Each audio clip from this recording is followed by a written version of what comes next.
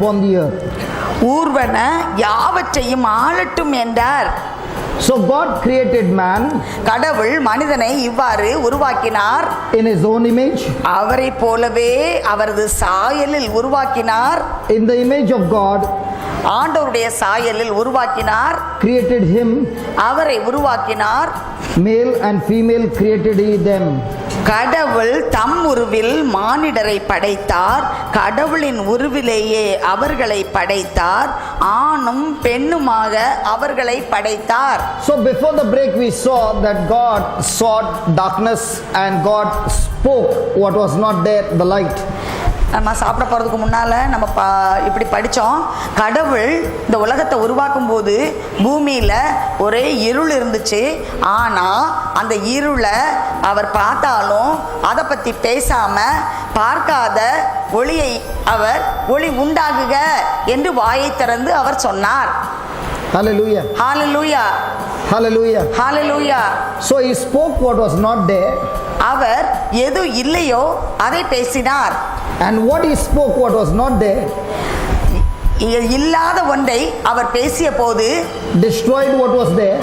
என்ன அங்கு இருந்ததோ அது அதை அழித்து போட்டது.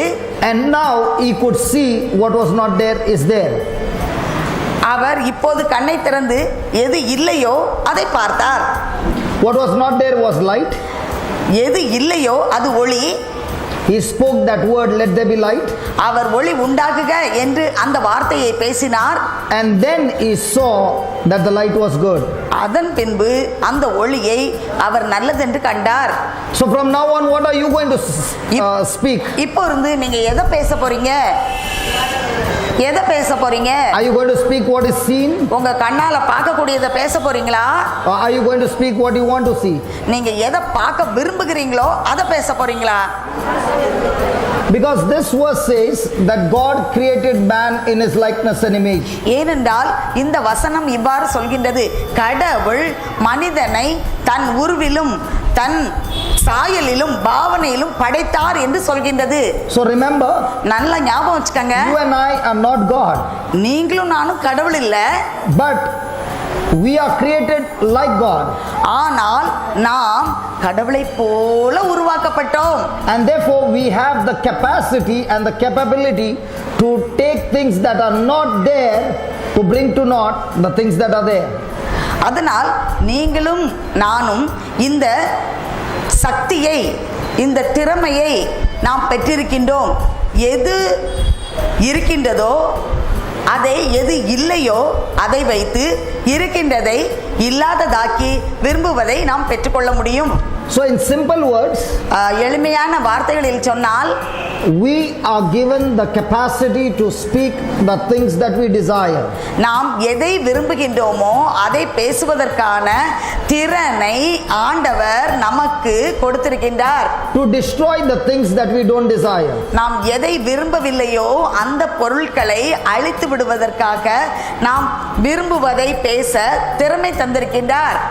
Praise the Lord. Praise the Lord. Let me give you an example. நான் ஒரு உதாரணம் உங்களுக்கு கொடுக்கிறேன். Now if I take this book நான் இந்த புக்கை இப்போ எடுக்கிறேன் and I leave it, அதை நான் விட்டுறேன். what will happen? அந்த புக்கை அப்படி விட்டுட்டேன்னா அது என்ன நடக்கும்? Now whatever things you have in your hand, உங்க கையில என்னெல்லாம் நீங்க வச்சிருக்கீங்களோ, if you drop it, அதை அப்படி விட்டோம்னு சொன்னா it will fall down. அது வந்து கீழே விழும். Everything will fall down எல்லாம் அப்படி கீழே விழும். because there is a law of gravity. ஏன்னு சொன்னா புவியீர்ப்பு ஒரு விதி இருக்குது, right? சரியா? If everything that you see comes down, then how come an aeroplane can fly? எல்லாம் நம்ம பார்க்குற எல்லாமே மேல இருந்து இப்படி போடுறதெல்லாம் கீழே விழுதுன்னு வச்சுக்குவோம். அப்போ ஒரு ஏரோப்ளேன் மட்டும் எப்படி பறந்து போயிட்டு இருக்கு?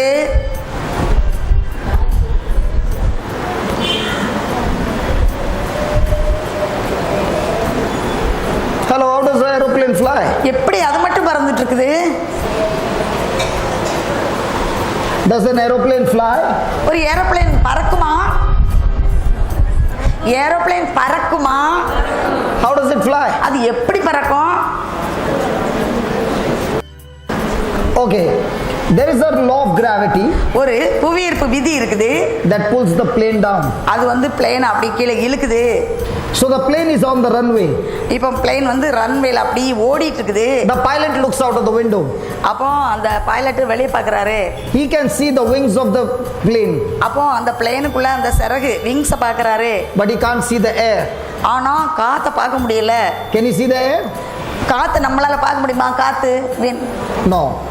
Now he takes the plane at a great speed on the runway. அப்ப ரன்வேல போகும்போது அப்படி ஸ்பீடா விடுறாரு. Even though he can't see the air, அவருக்கு காத்த கண்ணால பார்க்க முடியாட்டாலும் that air at that speed builds pressure under the wings. அப்போ அந்த வேகமா போகக்கூடிய அந்த காத்து அந்த விங்ஸ்க்கு அடியில நல்ல பிரஷர் கொடுக்குது. அதுக்கு The more the pressure is formed, எவ்வளவு அப்படி நல்ல நிறைய பிரஷர் அதுக்குள்ள கிடைச்சதும், the more the speed, the more the pressure is formed. எவ்வளவு ஸ்பீடா போகுதோ அதுக்கு அவ்வளவு பிரஷர் அந்த விங்ஸ்க்கு அடியில கிடைக்கும். So when the pressure is formed, it lifts the plane. அப்படி பிரஷர் கிடைச்சதும் அப்படியே பிளேன் மேல ஏறும். Are you understanding? புரியுதா? So there are two laws. அப்ப ரெண்டு சட்டம் இருக்கிறது, விதி. One law is pulling the plane down. ஒரு விதி பறக்கிற பிளேன் இப்படி போற பிளேனை கீழே இழுக்கிறது. Another law, when it இன்னொரு goes விதி ahead, அப்படி வேகமா போகும்போது the air you can't see builds pressure. அந்த காத்தை பார்க்க முடியாது, அது நல்ல ஒரு அழுத்தம் பிரஷர் கொடுக்குது. Because the engines are going at a high speed, அப்ப அந்த என்ஜின் ரொம்ப ஸ்பீட்ல வேகமா அது போயிட்டு இருக்கு. the law of thrust and lift supersedes the law of gravity. அப்போ அந்த அப்படி புஷ் பண்ணி தள்ளி மேல லிஃப்ட் பண்ணக்கூடிய அந்த விதியானது அப்படி கீழே இழுக்கக்கூடிய அந்த புவியீர்ப்பு விதியை அது மேற்கொண்டு மேலே போயிருது, அதுக்கு மேலே அது போயிருது. Now the plane is flying. இப்போ அப்படி மேலே போயிடும். The pilot says, அப்போ பைலட் சொல்றாரு, I'm so high, நம்ம இந்த இவ்வளோ அடியில் உயரத்தில் இருக்கோம், so let me switch off the engine. அப்போ என்ஜின் நான் அதை ஆஃப் பண்ணிடலாம். What will happen? அப்போ என்ன நடக்கும்? அப்படி வந்துரு. So when he's flying, அப்படி அவர் பறந்துட்டு இருக்கும்போது is the law of gravity still pulling? அப்போ புவியீர்ப்பு அந்த விதி வந்து அது இழுத்துட்டு இருக்குது. Come on, is it still pulling? அப்படி பறந்துட்டு இழுக்குது. But if the engines are firing, ஆனா அந்த என்ஜின்ஸ் ஃபாஸ்டா அப்படி போயிட்டே இருக்குது. can the law of gravity pull the plane down? அது அப்படி மேலே போயிட்டே இருக்குது. அப்போ அந்த புவியீர்ப்பு அந்த சக்தி வந்து என்ன செய்ய முடியாது, அதை இழுக்க முடியுமா? மேலே அப்படி பவர்ஃபுல்லா போகும்போது The same it is with our life. அது மாதிரி தான் நம்ம வாழ்க்கையும். The devil knows, பேய் சாத்தானுக்கு தெரியும், if he can make you look at things that are seen, கண்ணால் தெரியக்கூடிய காரியங்களை பார்ப்பதற்கு உங்களை தூண்டிவிட்டு, if he can make you think on your sickness, உங்களுடைய நோயை பற்றியே நீங்க யோசிச்சுக்கிட்டு இருங்க அப்படின்னு சொல்லி அது உங்களுக்கு சொல்லி on your கொடுக்குது. problems, உங்களுடைய பிரச்சனையே பார்த்துட்டு இருங்க, you'll never be able to fly. ஒரு நாள் நம்ம பறக்கவே முடியாது. But if that same person அதே நபர் starts speaking வாயை திறந்து பேச ஆரம்பிச்சா, what God has declared in his word, ஆண்டவர் தன்னுடைய வார்த்தையில் எதை வெளிப்படுத்தி இருக்கின்றாரோ அதை பேச ஆரம்பித்தால், keeps on speaking, எப்பவும் அதை பேசிட்டே இருந்தால், keeps on believing, அதை தொடர்ச்சியாக பேசி தொடர்ச்சியாக நம்பினால், the power in the word of God இந்த இறைவார்த்தையில் இருக்கக்கூடிய சக்தி is supreme அதை காட்டிலும் உயர்ந்த ஒரு சக்தி compared to every situation that you're going through. வாழ்க்கையில் நீங்கள் சந்திக்கின்ற எல்லா பிரச்சனைகள், எல்லா சூழ்நிலைகள், நிகழ்வுகள், இதை காட்டிலும் உன்னதமான உயர்ந்த ஒரு சக்தி இறைவார்த்தைக்கு உண்டு. Just as the pilot can't see the air, எப்படி ஒரு பிளேனை ஓட்டுகின்ற பைலட்டுக்கு கண்ணால் காற்றை பார்க்க முடியவில்லையோ, even when you're sitting on the flight and you're looking from the window, you can't see the air. நீங்க கூட பிளேன்ல போகும்போது இப்படி பாத்தீங்கன்னா உங்களுக்கு தெரியாது ஏர் எங்க இருக்குதுன்னு. But that what is unseen is a force that is making the plane fly. ஆனா அந்த கண்ணால் காண முடியாத சக்தி அந்த பிளேனை விமானத்தை பறக்கும்படியாக செய்கின்றது. In the same way, அதே போல்தான் the word of God is the force that you can't see, இறைவார்த்தை என்பது ஒரு சக்தி உங்கள் கண்ணால் காண முடியாது, that will make you fly over your problems, over your situations and give you victory. உங்கள் பிரச்சனை, உங்கள் சூழ்நிலைகள், உங்கள் நிகழ்வுகள் இதற்கு மேலே உங்களை தூக்கி கொண்டு அது பறந்து சென்று உங்கள் வாழ்க்கையை வெற்றி வாழ்க்கையாக அது மாற்றும். The problem with us is, நம்முடைய பிரச்சனை என்னன்னு சொன்னா, right from childhood, சின்ன குழந்தையில இருந்து we are trained நமக்கு பயிற்சி கொடுத்திருக்காங்க. to look at things, எல்லாத்தையும் கண்ண கண்டு பார்க்கணும், speak those things, அந்த பார்த்ததை பேசணும், believe those things, அதை நம்பணும், act on those things. அதன்படி நடக்கணும். That's why our life is like this. அதான் நம்ம வாழ்க்கை எப்படி இருக்கு. But those who have been trained, ஆனா யாரெல்லாம் இந்த பயிற்சியை பெற்றிருக்கின்றார்களோ, look at these things, இந்த இறைவார்த்தையின் அடிப்படையில் speak these things, இந்த இறைவார்த்தையை பேசுகின்றார்களோ, believe these things. இந்த இறைவார்த்தையை என்ன சொல்லி இருக்கிறதோ அதை நம்புகின்றார்களோ, the very person who was here, அந்த அவ்வாறு செய்கின்ற அந்த நபர் now the person is flying. இப்போது அவர் பறக்கின்ற ஒரு நிலையை அடைகின்றார். Are you following? உங்களுக்கு புரியுதா? Are you following? சொல்றது அப்படி கவனிச்சிட்டு இருக்கீங்களா? So now that what you followed, நீங்க எதை இவ்வளவு நேரம் நீங்க அப்படி கேட்டு அப்படி வந்தீங்களோ, is God supposed to give you more faith? கடவுள் உங்களுக்கு அதிக விசுவாசத்தை கொடுக்க வேண்டுமா? Is God supposed to give you the power? அல்லது கடவுள் உங்களுக்கு அத்தகைய சக்தியை கொடுக்க வேண்டுமா? Or are you supposed to get into the word labor and get the power? அல்லது இறைவார்த்தைக்குள் நீங்கள் சென்று நீங்கள் முயற்சி எடுத்து அந்த சக்தியை நீங்கள் சம்பாதித்துக் கொள்ள வேண்டுமா? என்ன செய்யணும்?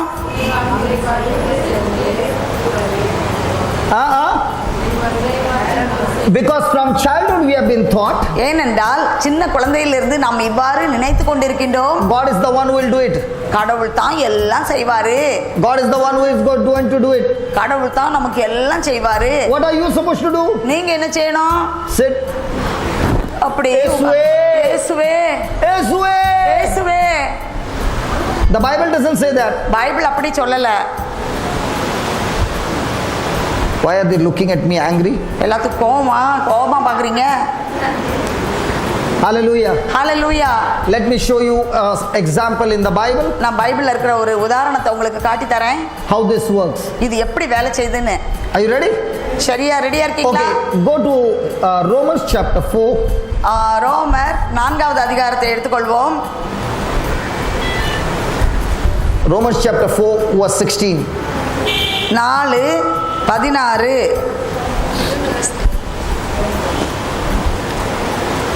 ரோமர் 4. Before you read, look. வாசிக்கிறதுக்கு முன்னால கொஞ்சம் கவனிங்க. Okay, in Nagarcoil, நாகர்கோயில்ல have you ever seen a construction of a house? ஒரு வீடு கட்டுறதை நீங்க பார்த்திருக்கீங்களா? நாகர்கோயில்ல பார்த்திருக்கீங்களா? யாரெல்லாம் பார்த்திருக்கீங்க? Have you ever seen a construction of a house? ஆமாவா? The construction, there is a process. அப்படி வீடு கட்டுறதுக்கு ஒரு முறை இருக்குது. When you first make a plan, முதல்ல ஒரு பிளான் போடுறாங்க. and you work according to the plan. அந்த பிளான்ல என்ன இருக்கோ அதுபடி அவங்க செய்ய ஆரம்பிக்காங்க. What was just put on a paper, ஒரு பேப்பர்ல அந்த வரையறாங்க. now you can see it physically. பேப்பர்ல என்ன வரைஞ்சு வச்சிங்களோ அதை வந்து கண்ணால அப்படி பார்க்க முடியும்.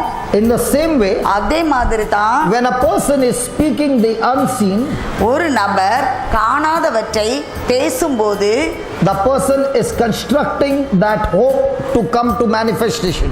அந்த நபர் எதை அவர் விரும்புகின்றாரோ அந்த வேலையை அவர் அதை கட்டி காணக்கூடியதாக அவர் மாற்றுகின்றார், We have பெற்றுக்கொள்கிறார். got a beautiful example here. நமக்கு ஒரு அழகான ஒரு உதாரணம் இருக்குது.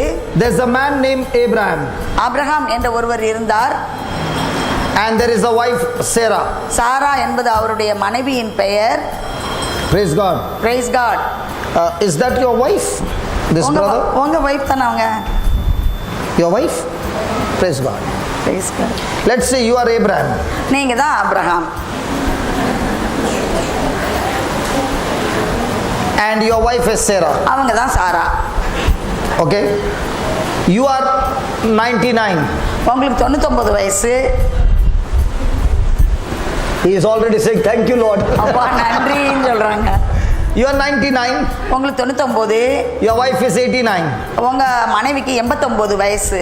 You never had children in your life. உங்க வாழ்க்கையில உங்களுக்கு குழந்தை இல்லை.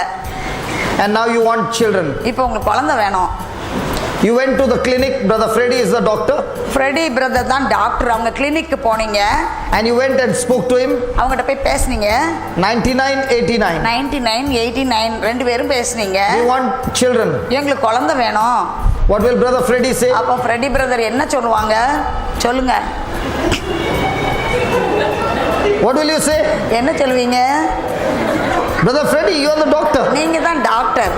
What will you say? நீங்க என்ன சொல்லுவீங்க அவங்களுக்கு? Where were you for so many years? இவ்வளவு வருஷமும் எங்கம்மா போனீங்க? நீங்க எங்க இருந்தீங்க? Now you have become an old man. இப்போ நீங்க எல்லாம் வயசாகி போச்சே. Look at your wife, already old. Wifi பாருங்க, அவங்களுக்கு வயசாயிட்டே. How can you get children now? இப்போ எப்படி குழந்தை கிடைக்கும்?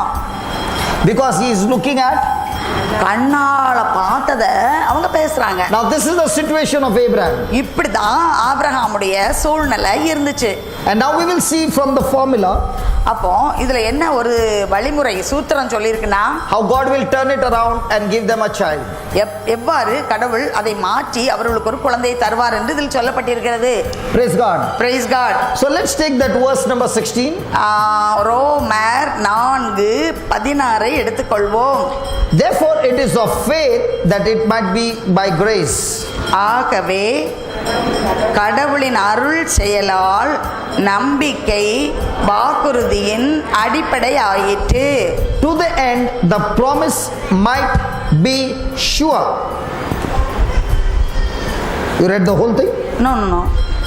To the end the promise might be sure to all the seed, not to that only which is of the law, but to that also which is of the faith of Abraham, which is the father of us all. இவ்வாறு வாக்குறுதி ஆபிரகாமின் வழிவந்தவர்கள் எல்லாருக்கும் திருச்சட்டத்திற்கு உட்பட்டோருக்கு மட்டுமல்ல, அவரை போல கடவுள் மீது நம்பிக்கை கொண்டோருக்கும் உரியது என்பது உறுதியாயிற்று. Only 16. 16 alone. Okay? Now what is the first thing he says? முதல்ல என்ன சொல்லியிருக்குது? That it is of faith, அது வந்து நம்பிக்கை, that it might be by grace, அது வந்து கடவுளின் அருள் செயல் அப்படி சொல்லியிருக்கு.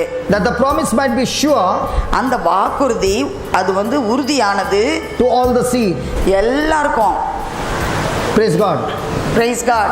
3 things. 3 காரியம் சொல்லியிருக்கு. The promise of God is received by faith.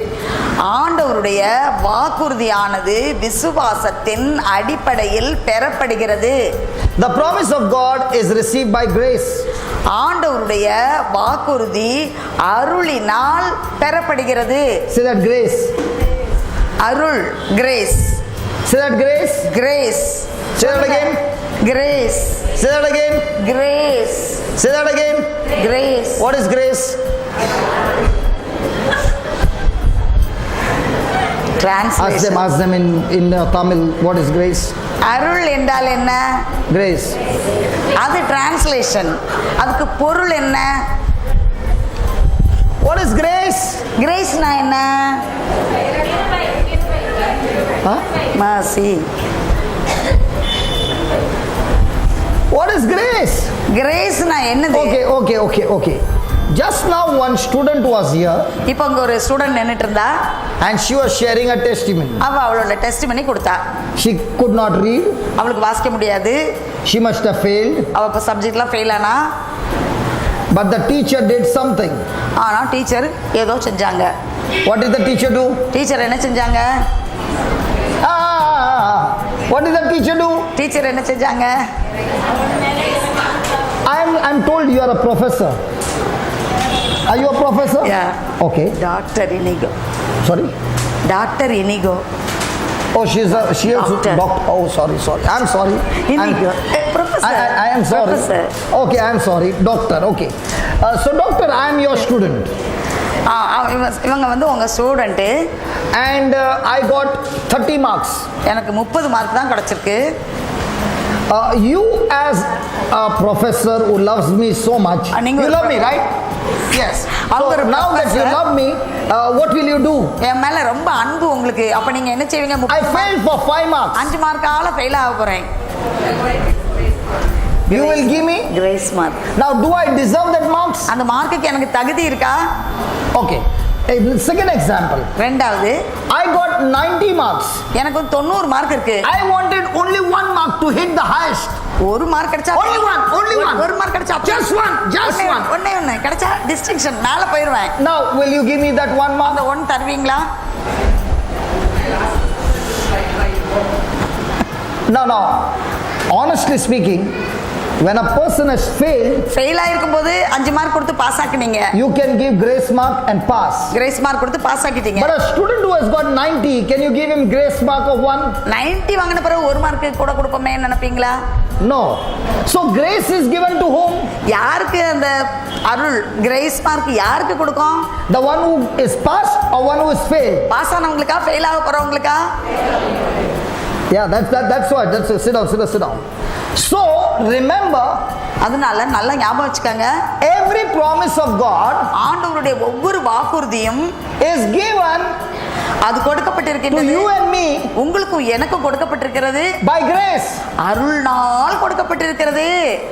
This promise of God இந்த ஆண்டவருடைய வாக்குறுதி is not given அது கொடுக்கப்படவில்லை to one who is qualified, ஒருத்தங்க நல்ல தகுதி உள்ளவங்களுக்கு கொடுக்கல. but this promise is given இந்த வாக்குறுதி யாருக்கு கொடுக்கப்பட்டிருக்குன்னு சொன்னா, who are disqualified. யாருக்கு தகுதி இல்லையோ அவங்களுக்கு தான் கொடுக்கப்பட்டிருக்கிறது. I don't know why you are so sad here. அதுக்கு இப்படி கவலையா? When I was reading this, நான் இதை வாசிச்சிட்டு இருக்கும்போது and the Holy Spirit said, அப்ப பரிசுத்த ஆவியானவர் சொன்னாரு, the promise of God ஆண்டவருடைய வாக்குறுதி is only by grace. அது அருளினால் மட்டும்தான். Now question, கேள்வி, are we all qualified to receive the promise of God? நம்ம எல்லாரும் ஆண்டவருடைய வாக்குறுதியை அப்படி பெற்றுக்கிறதுக்கு நமக்கு தகுதி இருக்குதா? Are we all qualified? நம்ம எல்லாரும் அதுக்கு தகுதி பெற்றிருக்கோமா? None of us are qualified நம்ம எல்லாருமே தகுதி பெற்றிருக்கல. because we have committed sin. ஏன்னா நம்ம பாவம் செய்திருக்கோம். And because we have committed sin, நாம் பாவம் செஞ்சதுனால we don't deserve the promise.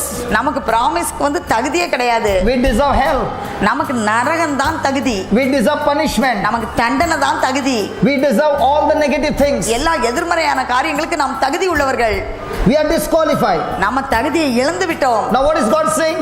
ஆனா கடவுள் என்ன சொல்கின்றார்? Because you are disqualified, நீ தகுதியை இழந்து I விட்டதனால் will give you the grace நான் என்னுடைய அருளினால், that through my grace என்னுடைய அந்த அருள் now செயலினால் you can receive my promise. நீ என்னுடைய வாக்குறுதியை பெற்றுக்கொள்ள முடியும். So the next time the devil comes and says, அடுத்த தடவை சாத்தான் உங்களை பார்த்தது சொல்லும், you can't receive this promise உங்களுக்கு இந்த ப்ராமிஸ் உள்ள வாக்குறுதி கிடையாது. because in the past you did some wrong things. ஏன்னா முன்னால நீ இந்த பாவம் செஞ்சிருக்கிற. You got to tell the devil, thank you very much. அப்போ சாத்தான்ட்ட சொல்லணும், ரொம்ப தேங்க்ஸ் சாத்தானே. Because this promise is only for those who are disqualified. ஏன் சொன்னா இந்த வாக்குறுதி தகுதி இல்லாதவங்களுக்கு தான். And now that I am disqualified, God by His grace has qualified me to receive the promise of God. எனக்கு தகுதி இல்லாதனால கடவுள் அவருடைய அருள் செயலினால இதை நான் பெற்றுக்கொள்ளும்படியாக எனக்கு அவர் Did you understand?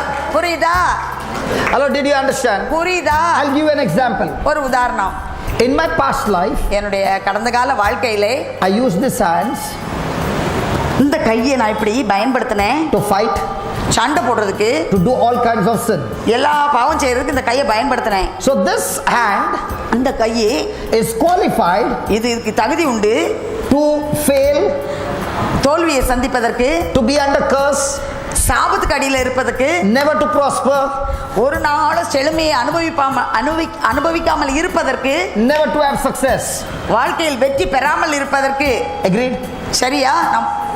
Agreed? சரியா? Come on, agreed? சரியா? Okay, now watch this. இப்ப கவனிங்க.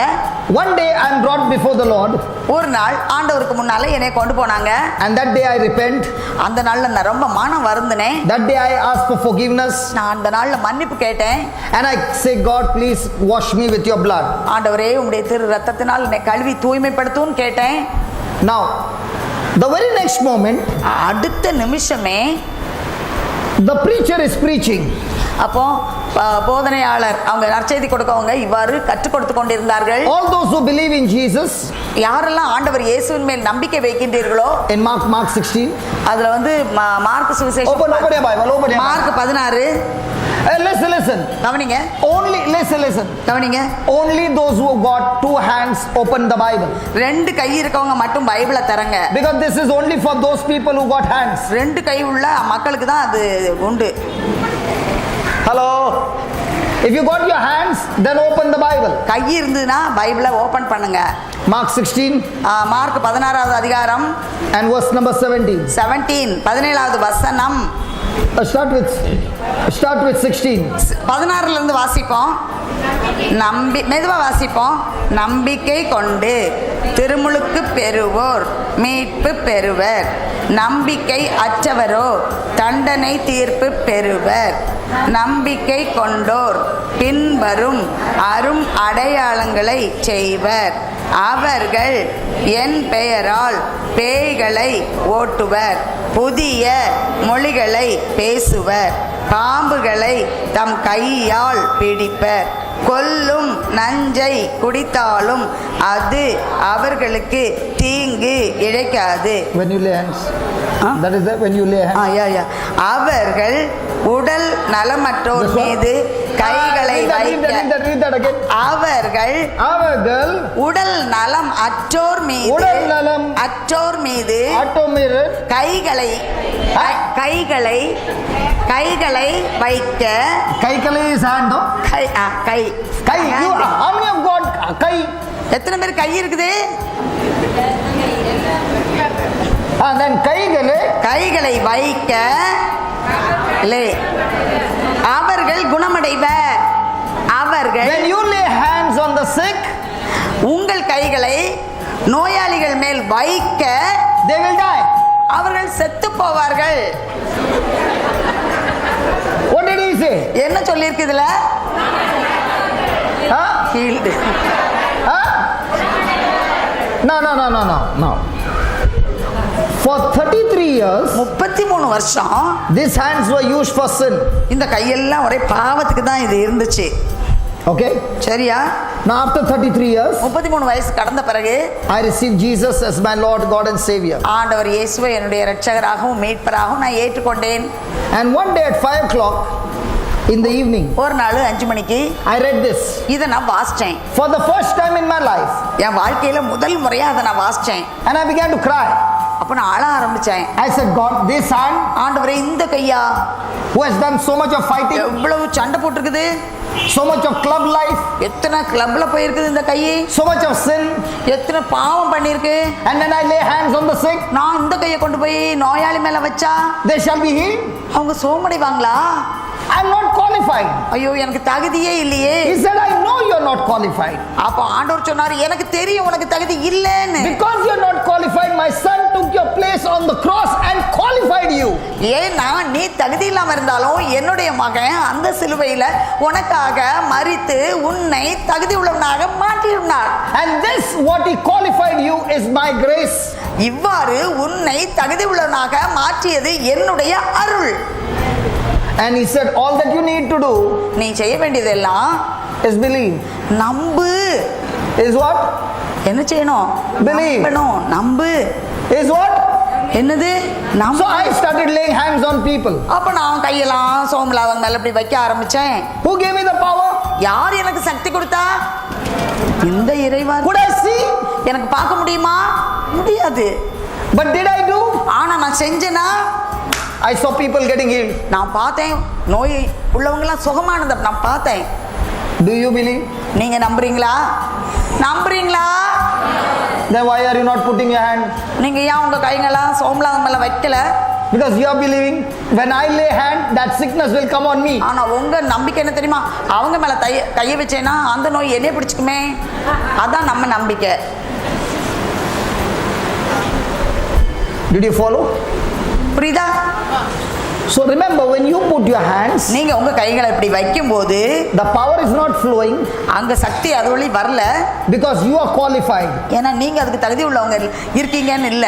The power is flowing அங்க சக்தி வருது because by God's grace, கடவுளுடைய அருள் செயலால், through Jesus, ஆண்டவர் இயேசு வழியாக God has qualified you. கடவுள் உங்களை தகுதி உள்ளவர்களாக மாற்றி இருக்கிறார். And it works through faith. அது விசுவாசத்தின் வழியாக வேலை செய்கின்றது. Are you following? புரியுதா? Are you following? புரியுதா? Are you believing? நம்புறீங்களா? Are you believing? நம்புறீங்களா? சத்தமே இல்ல. Look into your neighbor's eyes உங்க பக்கத்துல இருக்கவங்களுடைய கண்ணுக்குள்ள பாருங்க. and show your neighbor your hand உங்க பக்கத்துல இருக்க உங்க கையை காட்டுங்க.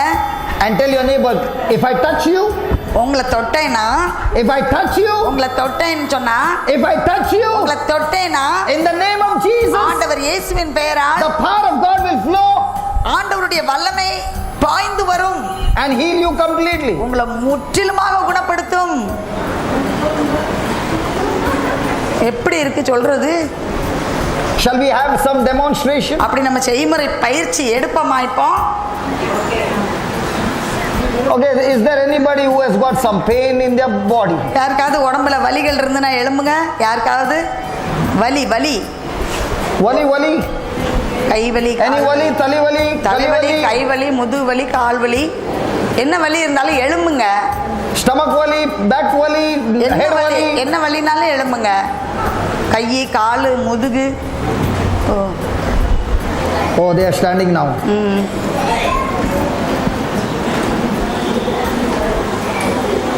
Praise the Lord. Praise the Lord. Okay. The person sitting next to that person standing, இப்போ நிக்கிறவங்களுக்கு பக்கத்துல உட்கார்ந்திருக்கவங்க, I said the person sitting next to that person standing, நிக்கிறவங்களுக்கு பக்கத்துல உட்கார்ந்திருக்கவங்க, please hold that person's hand அவங்க கையை பிடிச்சுக்கங்க. நிக்கிறீங்கல்ல, அவங்க பக்கத்துல உட்கார்ந்திருக்கீங்கல்ல, அவங்க கையை பிடிச்சுக்கங்க.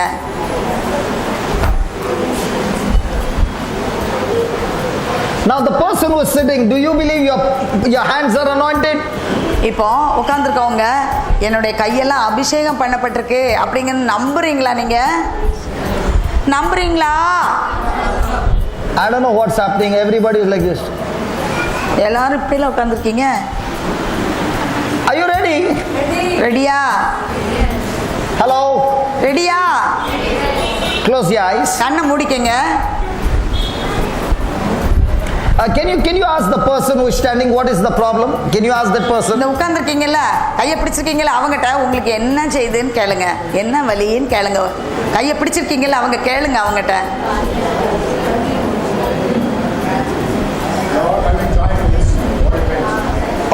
Okay. Did you say? சொல்லுங்க. நிக்கிறவங்க, உட்கார்ந்திருக்கவங்க, கையை பிடிச்சிருக்கவங்க. Don't tell the whole story. Only say what's the problem. என்ன வலின்னு சொன்னா போதும், கதையெல்லாம் சொல்ல வேண்டாம். Okay. Now close your eyes. இப்ப கண்ணை முடிக்கங்க. Now close your eyes. கண்ணை முடிக்கங்க. Hold the person's hand. அவங்க கையை பிடிச்சுக்கங்க. உட்கார்ந்திருக்கவங்க, நிக்கிறவங்க கையை பிடிச்சுக்கங்க. Concentrate and say this prayer.